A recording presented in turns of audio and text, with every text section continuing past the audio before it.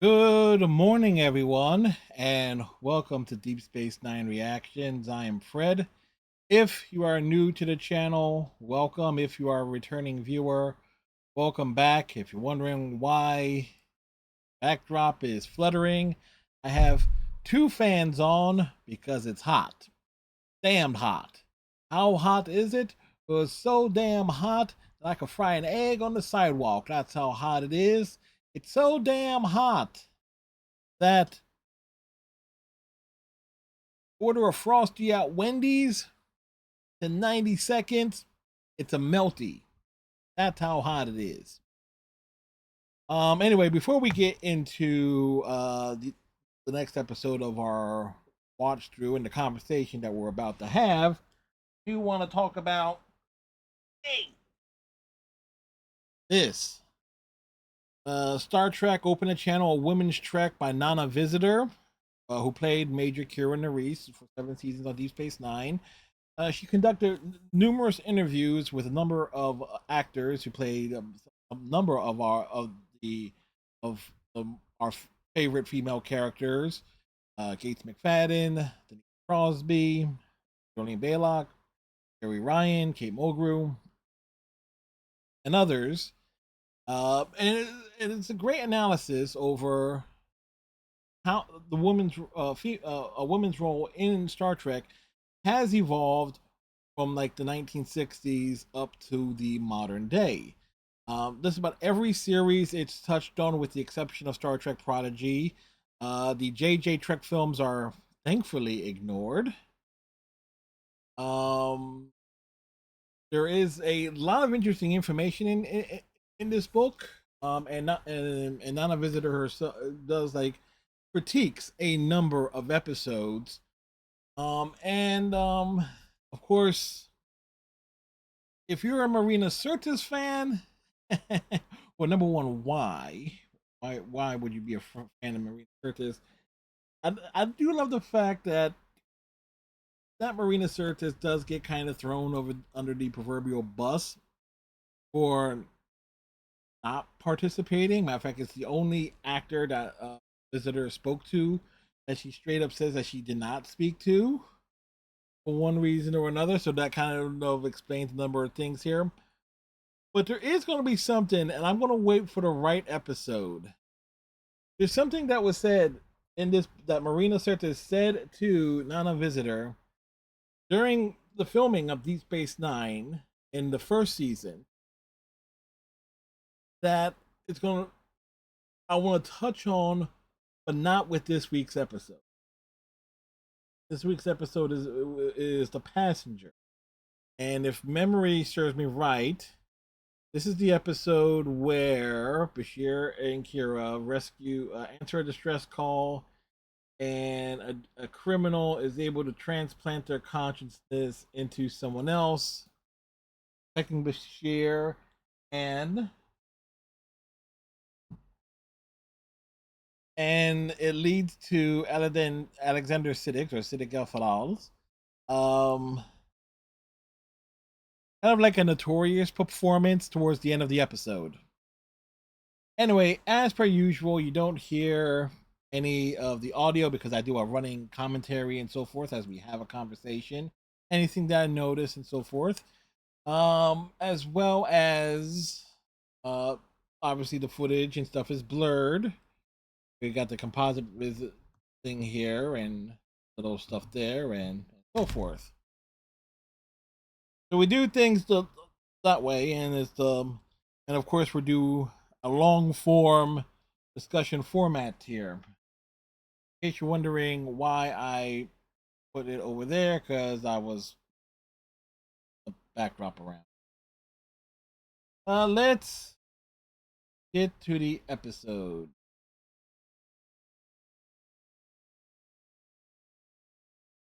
Which runabout is it?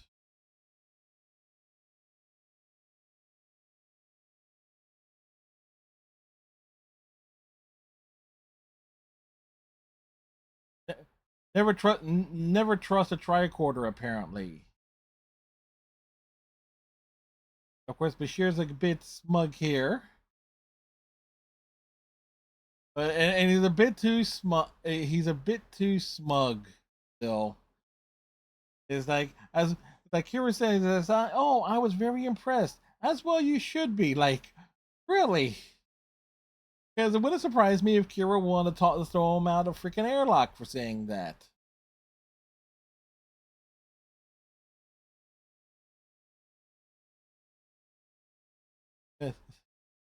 The sarcastic response is like, I just love the fact that Kira was just about to tell him off, rightfully so. And remember, in the first episode, the emissary, she does tell him off for loving the idea about practicing frontier medicine, which is quite interesting in a broad way. Rio Grande, the Great River. Like when you think about the Great River as it relates to Deep Space Nine, you also got to consider faith and treachery. Toxic. So this is something here that bothers me. The the fact that they're saying, oh, they're beaming into a toxic atmosphere. They could scan for that ahead of time and beam over with some type of breathing apparatus. Granted, the last time they used a breathing apparatus on Star Trek at this point in time was the Cloud Miners in season 3 of the original series.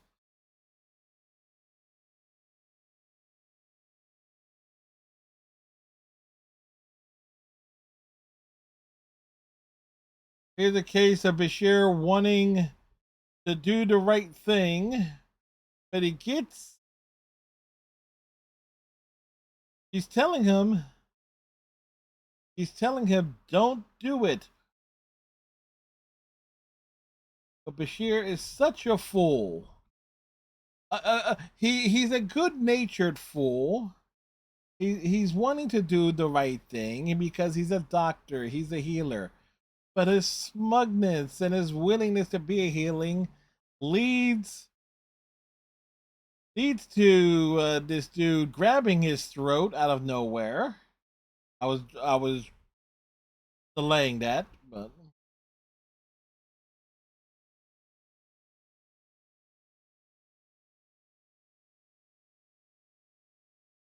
now I forget it at this point in time because it's been a long time since I've watched this episode start to finish. Is the species like telepathic in a way? Like, how does he trans?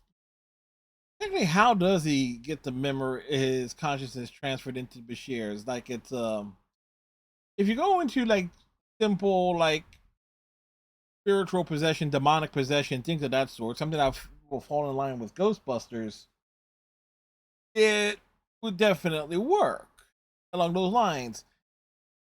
However, well, I say that, but even though Deep Space Nine kind of plays a little bit more with the paranormal to some extent because of the prophets, the wormhole aliens. There is that spiritual, this and paranormal aspect with them to some degree. As well as another episode, season 1 episode of DS9, the storyteller, where the cloud formation that comes down and forms.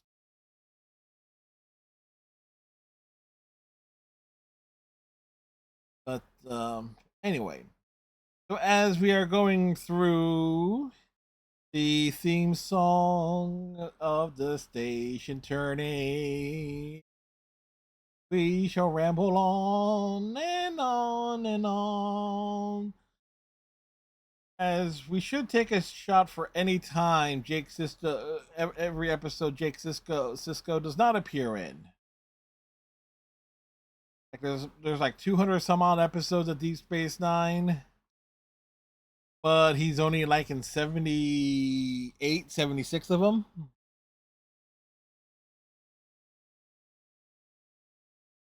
I Quick of water for the working man. Fuck Rick Berman. That'll be our new drinking game too. The Passenger. Caitlin Brown is our guest star. So is James Lashley, Christopher Collins, and James Harper. Koblieds.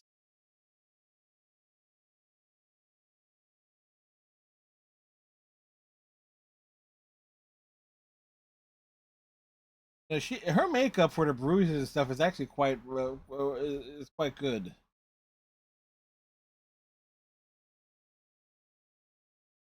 Look, she's a security officer. She wants to see the body.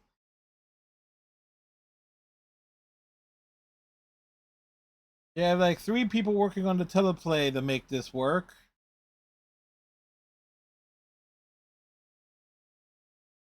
Yes, but he's already inside you, Doctor.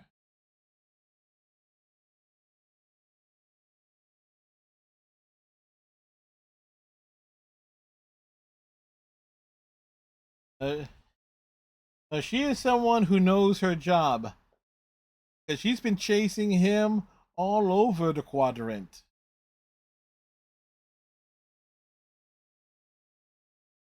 I do like her makeup, the Kobliad makeup with the nice little divot heading up the middle of the hair. Like you say what you want about the Star Trek is always like little prosthetics being added to people's faces to make them look like alien stuff. But they often do a good job, especially on Deep Space Nine, as opposed to Voyager and the Next Generation, to make aliens look like aliens.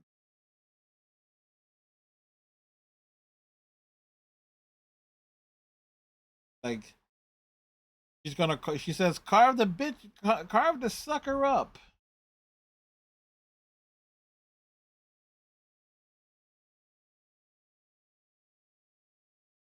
Gonna make sure that he is dead. She does not mess around. Gino, Klingon coffee for Jadzia. And Quark is laying it on thick, flirting with Jadzia there. Wrong, Quark. Quark technically has a shot with Jadzia. She's quite open that way. Oh, this is an episode where you got the goober from Starfleet who's going to get in, to work with Odo as head of security, and the dude is sitting right behind Odo at the bar, kind of like a doughy face dude.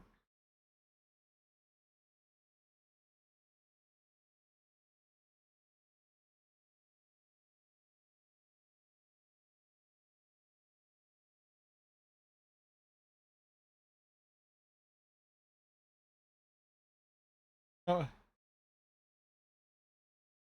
well, Odo has Quark has a point there in terms of people should be as lonely and miserable as Odo. As someone who is lonely and miserable, I can safely say that it is my choice to be lonely and miserable. However, everyone else can go and have their infatuations and hook up with whoever they like. Simple as that.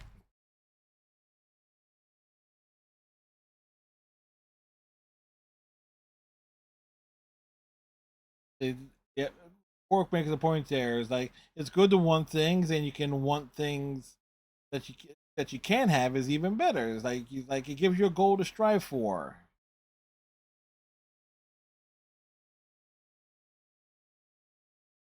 Jadzia is watching someone,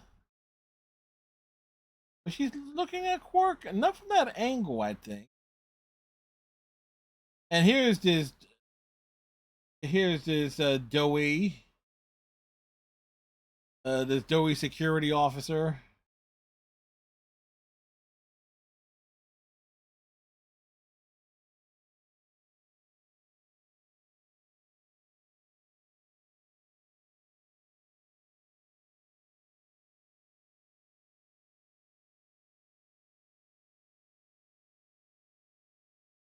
Like no, it's like Odo's the head of security, and he's overly eager to make his mark.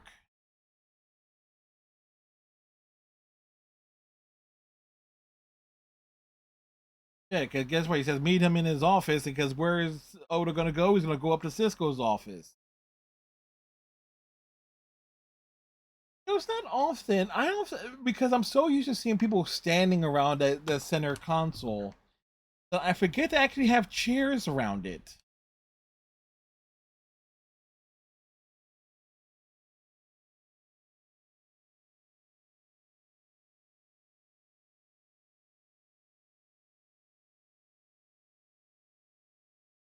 I'm trying to think. Did the Kobliad appear in Star Trek Online? I believe.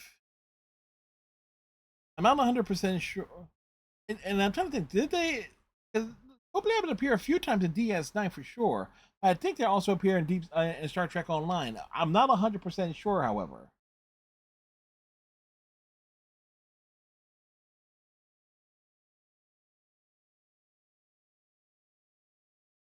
Sure, she's demanding an autopsy and the scanning of her ship. Was like, how's that out of line?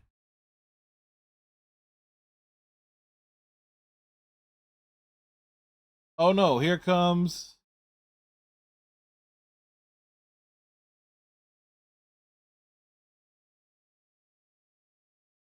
Oh, and that does not go over well with Kira and another hotshot from Starfleet coming in to lay down their rules and stuff.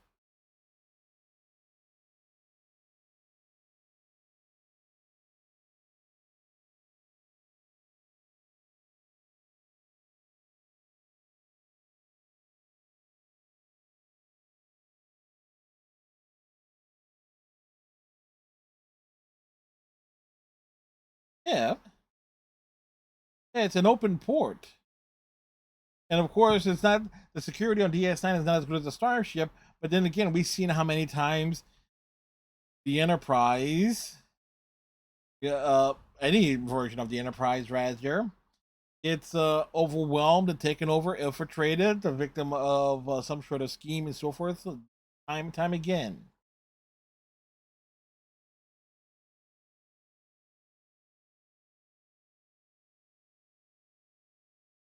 Cisco laying down the law is quite good.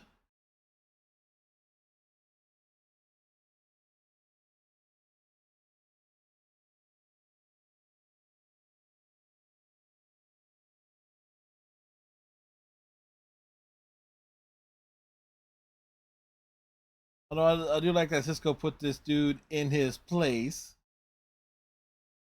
That is a comfy chair, a very comfy looking chair. Hence why when I replaced my chair, I got one similar.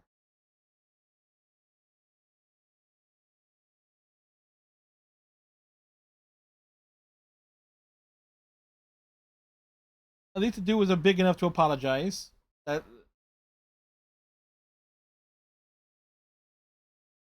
like shake on it. Okay, good. Like that's probably the wrong thing. It's kind of like the wrong thing to say there, but at least Odo's trying. Odo is trying.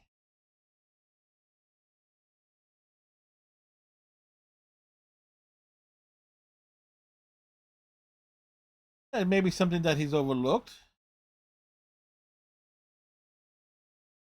Who's messing with the database? It's like who's accessing the computer? Granted, Quark has higher security active than Quark. I mean, Quark has higher security access than Odo, but there he goes.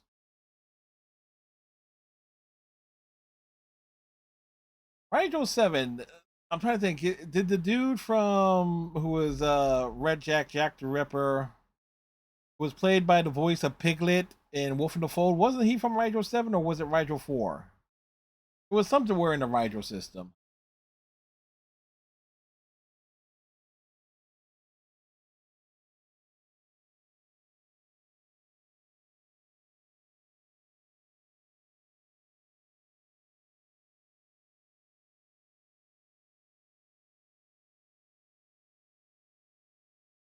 Yes, it does. Yes, it does. It makes perfect sense. You go after one file, you put in some lockouts, but if you go after the whole damn but if you go after the full system, you can go after everything.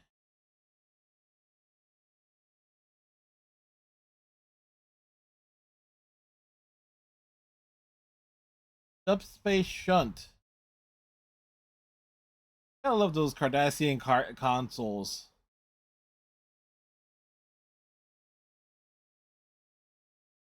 Where?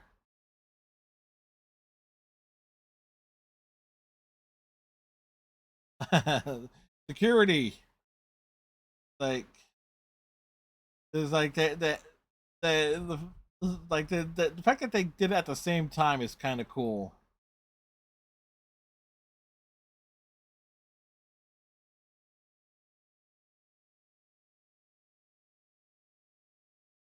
She's been following this dude for so long, like she knows him in and out.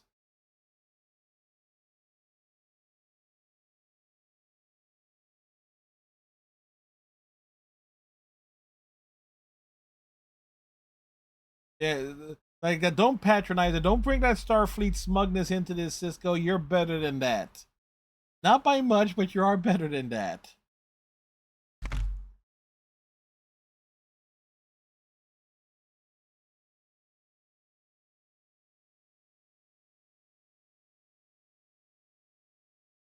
Like Antika is the type of dude that knows how to get in and out of stuff and to keep himself alive by all means.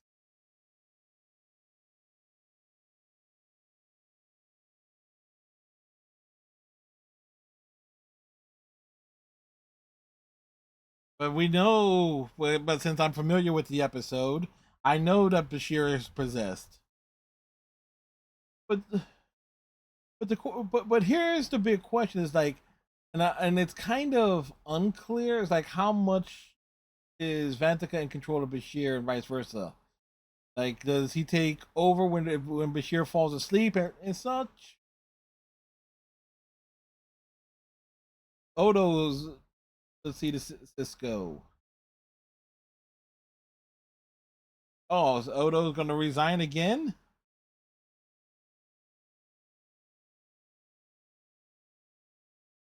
which is true. Oh, you did ask him to stay, Cisco.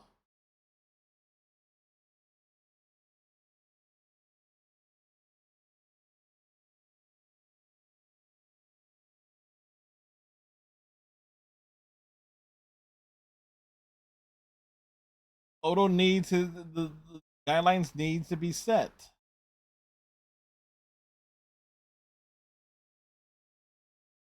Like, and Odo is very straightforward. Like,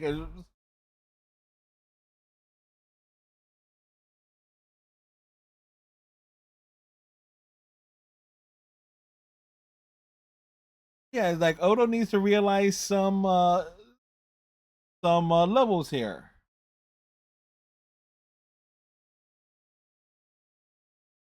And he went down to apologize to you, Odo.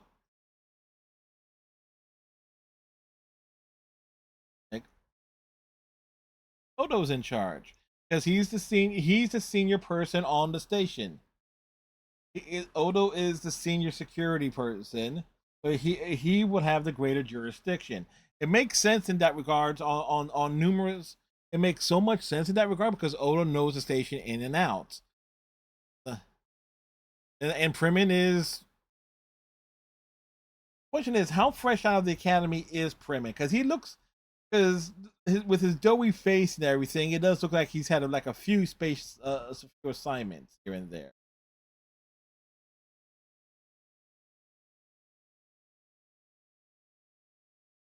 Map of the humanoid brain. Like now, when they say humanoid, do they? I kind of wonder if it's like saying humanoid. Did I mean like a human brain?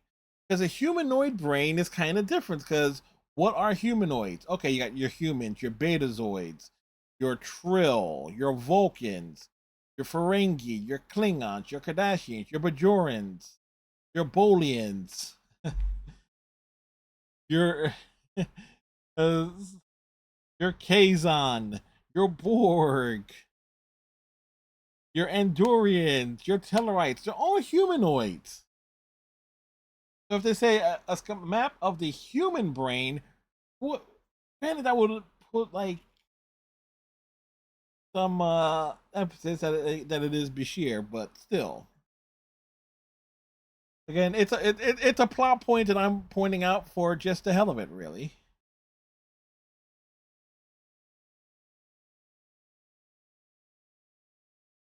And you can actually hear it's Bashir. Like if you're watching it without headphones, with balanced audio, you can't tell. If you're watching it on TV like at a distance with modest volume, you can actually hear Bashir's voice with how he's whispering into to Quark. Uh, that that's kind of interesting there. So the reveal is there. The whole point that it's Bashir is that wait a second, wait.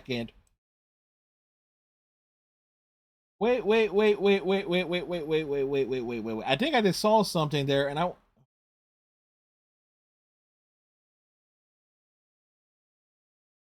I'm doubling back on that because I think I just saw something.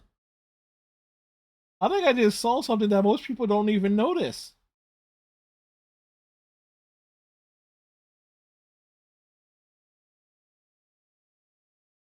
Bashir's face is actually in the clear.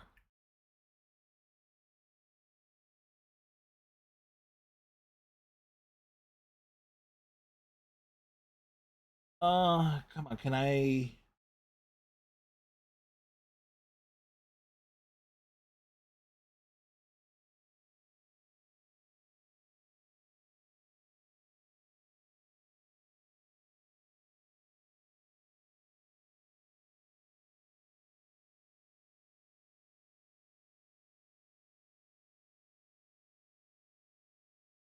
Give me a moment here.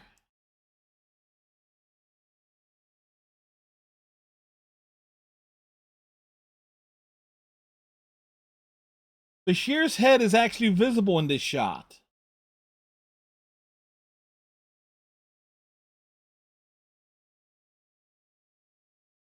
Holy.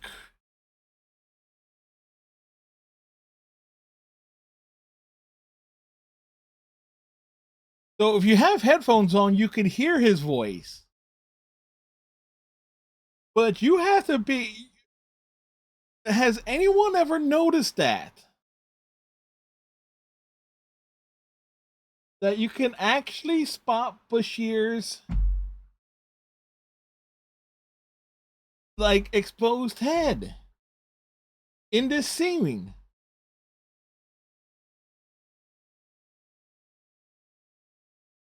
Here's the advantage of me doing this in the format that I am, because like okay, I'm going to pay attention to this again in real time. You're seeing the discovery of it, of me realizing something here. And let me say this right now. Jen Murray sure as hell was not going to didn't notice it. The target audience guys didn't notice it.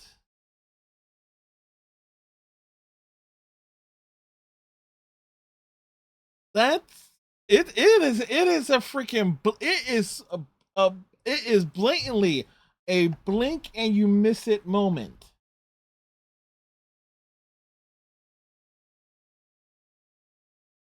Like you and yeah, I literally pause it and try to find the individual frame. Like I make no apologies for that. And the question is, how come Quark does not recognize Bashir's voice? Yes, Bashir, we now. So the reveal that it's Bashir is actually so much more noticeable, as it's exactly 8 a.m. at the time I'm recording this. I had to turn off an alarm clock.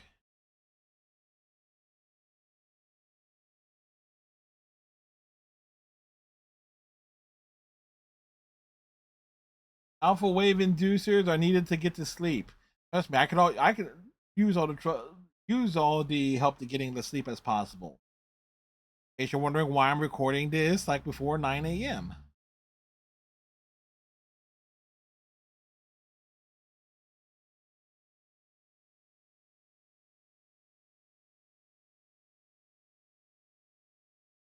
You know, something I kind of noticed is like Jadzia's dots are not as dark as they would be. They are very.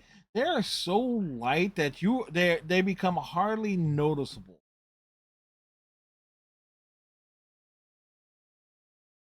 And it's certain like they are incredibly light.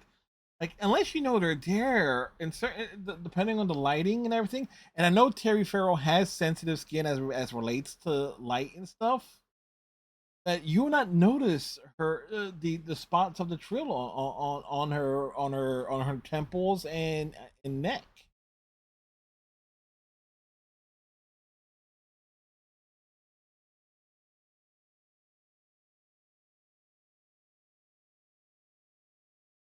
Hiding in the mind of her enemy.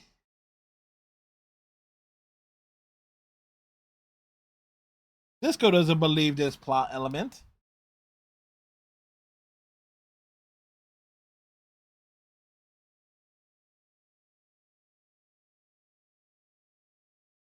Yes,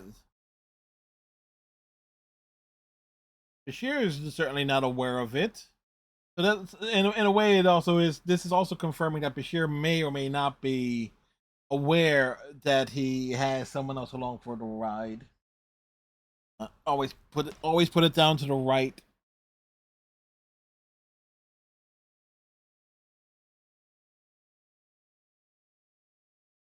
That's a that's a good point there. Primin has a good suggestion.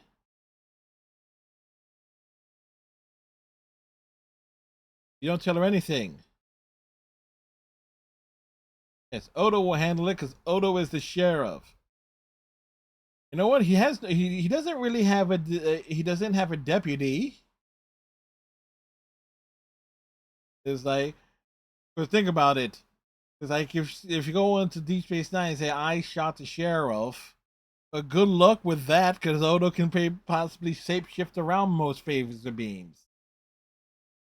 Although in the mirror universe, he does get blasted. He's not happy. Like at least they're taking things into account. Quark has his hands into everything and everyone.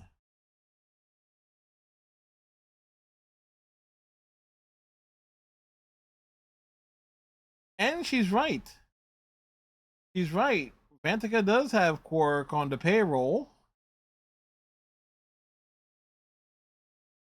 Meanwhile, in Quark's bar, it's after hours.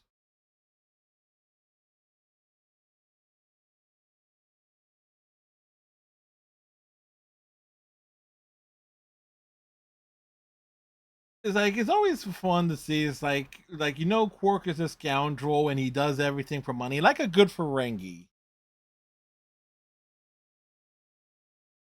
But but it's kind of rough at times to see him being like so nefarious. But he is like the perfect middleman.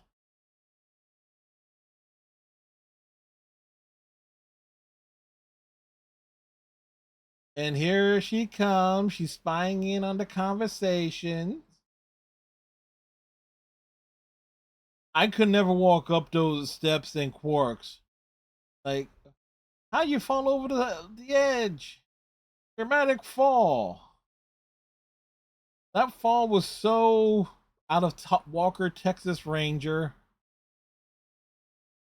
You could use that with like, oh, the DS9 clip lever.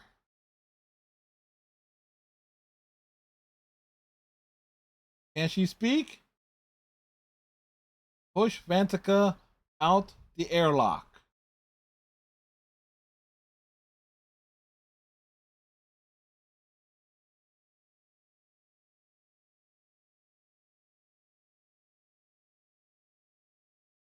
Good question.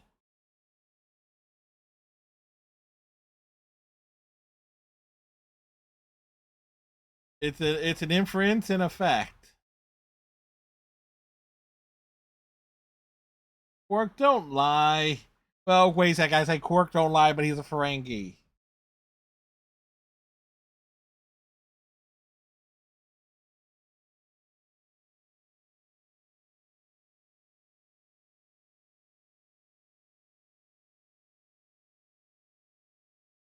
Law-abiding member of the community, Quark. We're certainly stretching that with this episode.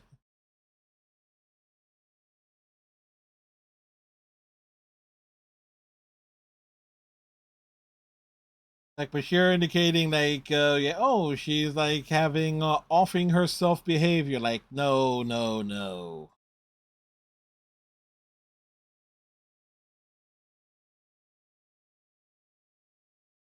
Stasis room? Where's the stasis room? Oh, that's right. It's adjacent to the medical bay.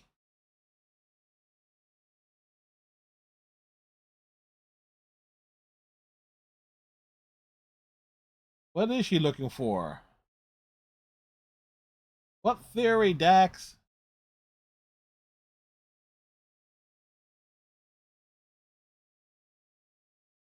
Yes, explain it to us, Dax. Give us the science.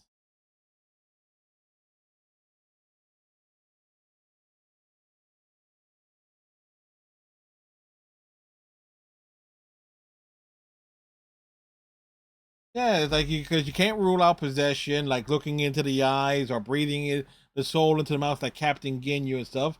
It's like it was in his hand when he grabbed the throat.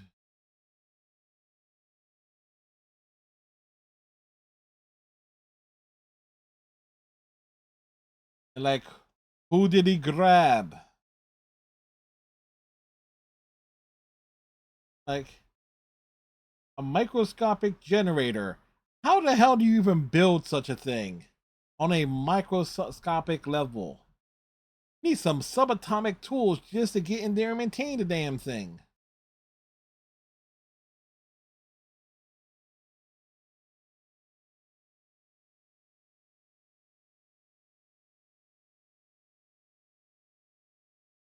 Nice work, Daxie.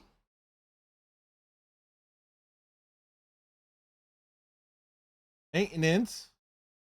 Oh,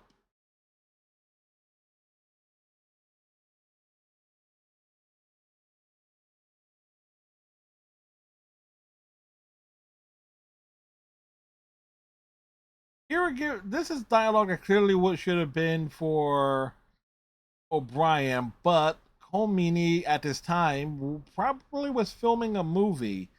So I'm trying to think was like what was something that would have been filming in 1992, early 19 like late 92, early 93, and I can't probably The Commitments or one of those movies. Dude is rocking a do rag and looking like he should be a part of BoJack's crew. Dude, that's on the right side behind Quark.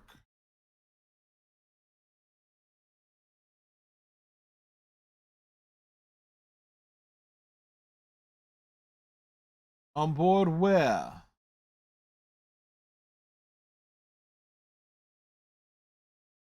And the employer. And time for Alexander Siddig's silly performance. And the fact that it's overdubbed too.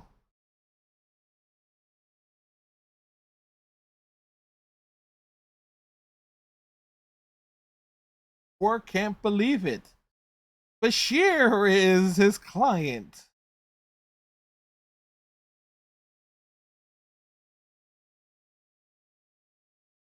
I like how Dax puts her hands behind her back when she's walking along. No, he's not. Bashir is not in the infirmary. He is not infirmed.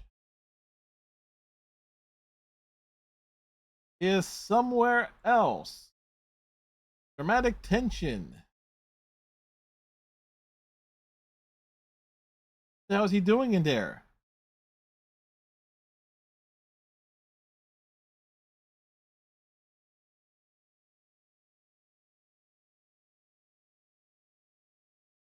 Oh, Primin has learned from Odo.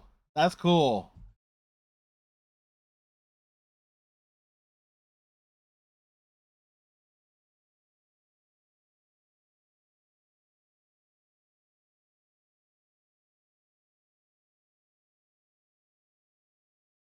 Okay, they're thinking alike. They're thinking alike.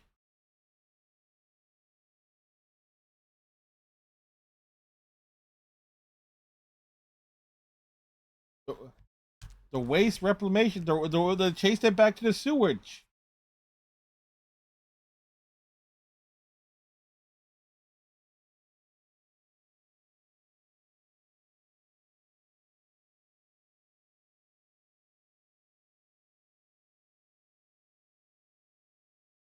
So, so Primin actually like learned took stuff from Odo.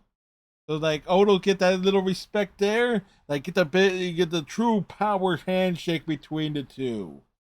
I do love it when so see there's stuff like this that does not happen on the Next Generation or Voyager, when you have like the relation of things happening and dudes coming together and working and forming a team and a cohesive unit while still having the tension and drama.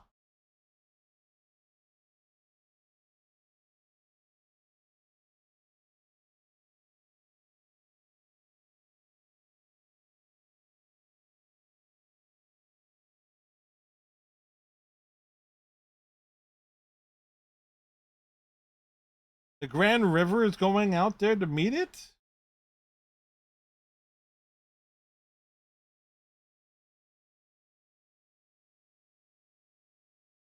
Like you could have communicate that with him, Dak, instead of coming walking all the way up.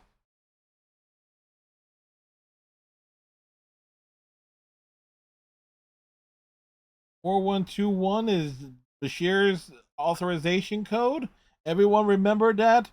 When we need to break into the stores to grab some Saurian brandy. Oh wait, he's not. He's not like Pulaski or McCoy that would have some alcohol behind him as part of his medicinal services.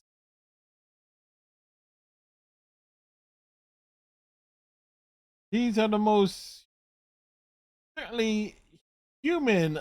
Oh no, these are Federation personnel because the you can tell by the L cars display, which is kind of funny. It's like you would assume, oh, this would have been another species from the Gamma Quadrant. Nope, is this a mining vessel?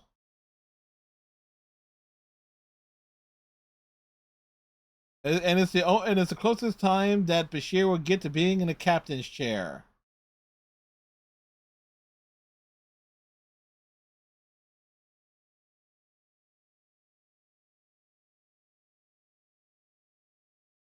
A tractor beam is on them. That's not possible. It's like, boy, the overdubbing, the ADR stuff with for Bashir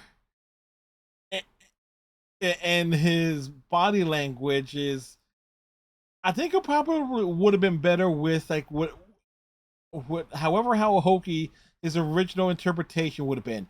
Now I know Alexander Siddig, and he said is that he got like the script for it, like with not enough heads up or notice on how to do the performance.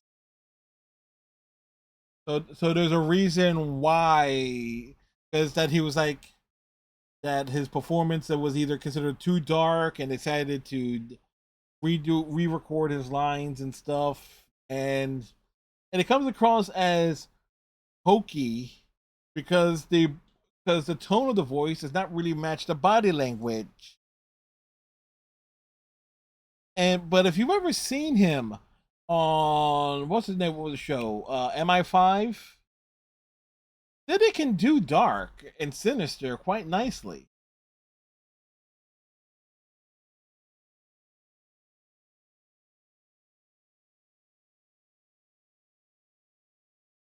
Yeah, he is of two minds. One conscience is more.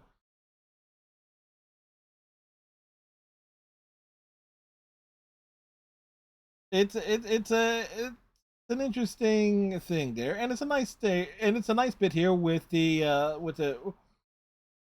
communications here, and you don't and we and it's not often we get to see the main viewer for use for communications on up in ops, because a lot of times with communications and stuff and meetings with captains and things are happening in Cisco's office.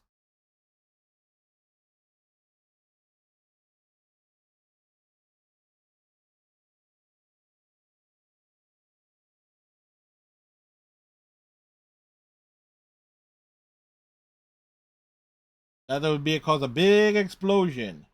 You can't overload the shields because you got the fuel and stuff on board and things go boom. But it's a wonder.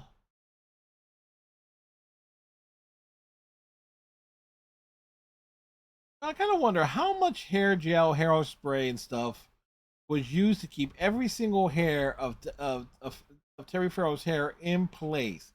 Considering the volume of her hair is quite substantial, and I know a little bit something about having a lot of hair.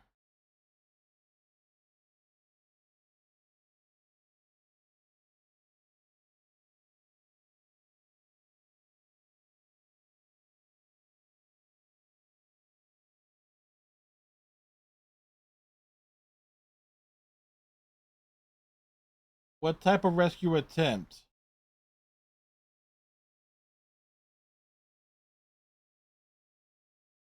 Boy, it's like I would love to see this scene, or at least Diddick's performance without the ADR and the re-recorded lines, like his original interpretation,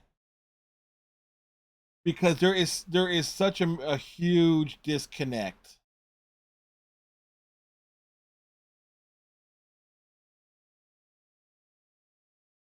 He's not being paid enough, and now he's dead.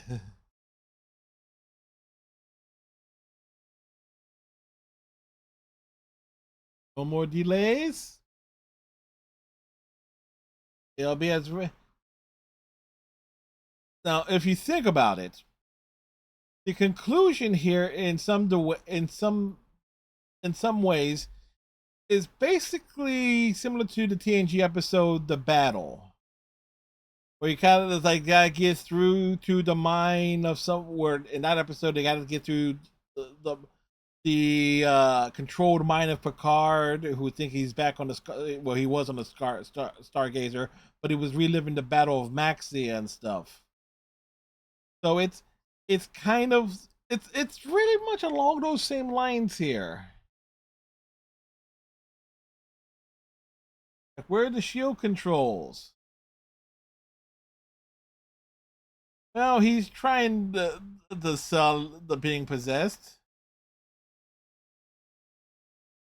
Beam him off.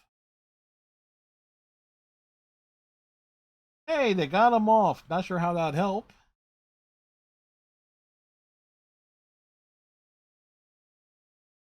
Is it him? Now he's stunned. He'll be fine. He's a main character. Yes, and it's probably one of the more creative uses of the transporter. Like it's a medical transporter, probably used to remove shrapnel and stuff and things of that nature. But it says like, oh, remove like certain cells and stuff from the brain. It's a bit of a stretch, but we've seen the transporters used to return uh youthified characters back to their adult forms. Now you take out the hammer and smash the damn thing. No, that's what the Kobliat security officer does with a disruptor or something. It's like, just smash it. Make sure they're permanently dead.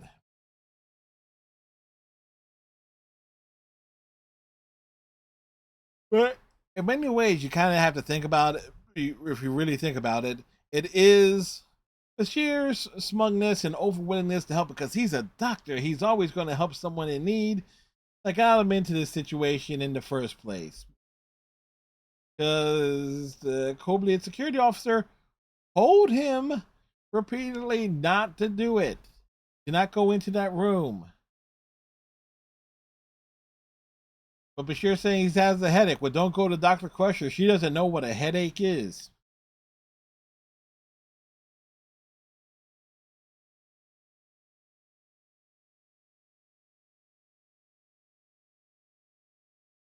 Don't apologize to him. He should have, yeah, at least he's admitted that he should have listened to her. Oh, he definitely doesn't remember it. I do. Everyone blame Bashir. Like, look, you go back to the very beginning of the episode and everything in hindsight, you can say, yes, you can blame Bashir. Oh, yes, the prisoner is yours. Zap.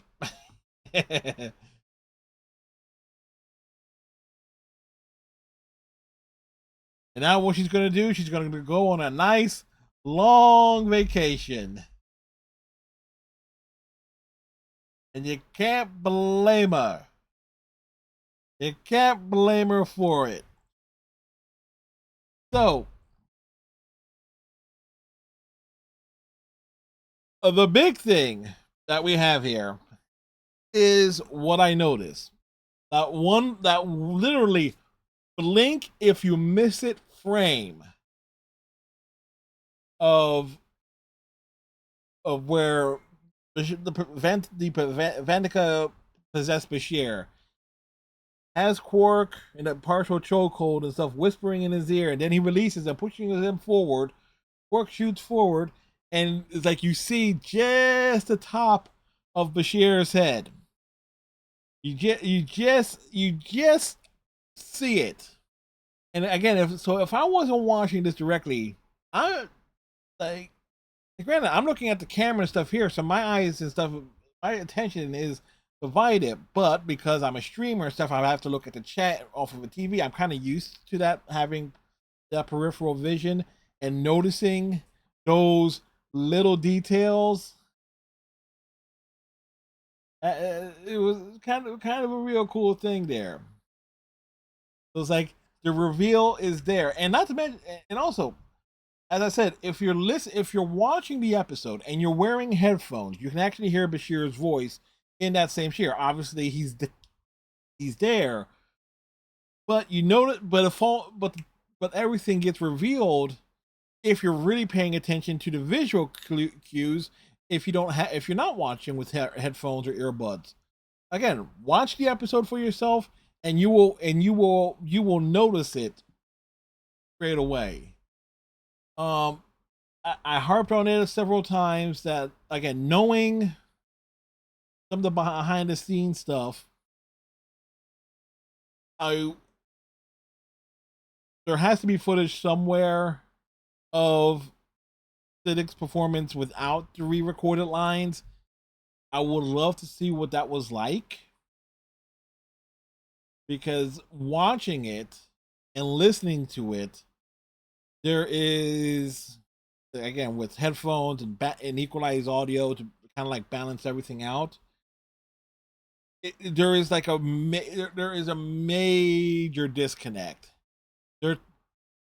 So there, but and also the comparisons to the battle. Okay, yes, you have a murder mystery and everything's leading up there, but the conclusion, or at least everything to get Bashir to lower the shield of the Deridium freighter and everything. That's basically a retread of the stuff from the TNG season 1 episode, The Battle. It's like, oh, like with the communication, the tractor beam, the fight against the control and everything. The big difference is that they got Bashir off the Deridium freighter, and beamed all the evil vibes, G cells, everything out of his genetically enhanced brain, although they don't know it's genetically enhanced yet. That's like years from now. I think by and large, this episode probably gets a bit of a bad reputation. I'm it's like some people consider it like it's a passable episode. Again, if you go by, but if you compare it to what was happening in TNG season one, and certainly to compare it to what in Voyager season one, it matter of fact, there is an episode on Voyager, in season one of Voyager involving Tom Paris. It was like framed for murder and everything here. That is such an abysmal episode in comparison to this, where you have a mystery that's being built up and everything. I think the Voyager episodes, I think, is it called Ex Post Facto? Something to that degree. It's a season one episode. It's the murder mystery and everything, and you kind of going back along the ways with the clues being found out. But but in terms of a mystery, that is so poorly done in relation to this, because again, the two big clues that anybody would be paying attention to for the twist is like it requires real specific circumstances for anyone to notice. Anyway, as we reach the end here, I'd like to encourage you to like, comment, subscribe, all that jazz. And we'll see y'all in the next video. Have a good one, folks.